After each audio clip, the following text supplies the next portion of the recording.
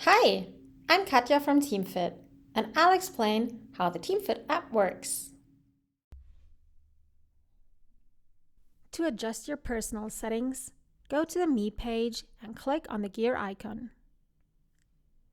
There, you'll find a range of options and settings that you can manage within the app. For example, under Settings, you can choose the language you want the app to display. In the privacy settings, you can decide whether your workout shows the exact time or just the date. It's totally up to you. You can also hide the specific workout name of your body weight or mindfulness sessions if you prefer to keep it more general. Got questions or just want to explore more about how Teamfit works? Tap on FAQ to head straight to our help center. There you can chat with our bot or browse through helpful answers to common questions. And if you still need help, no problem.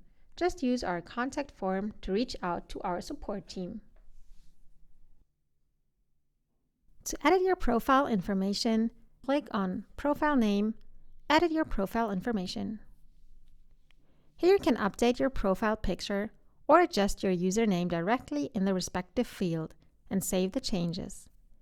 You'll also find the email address you used to register.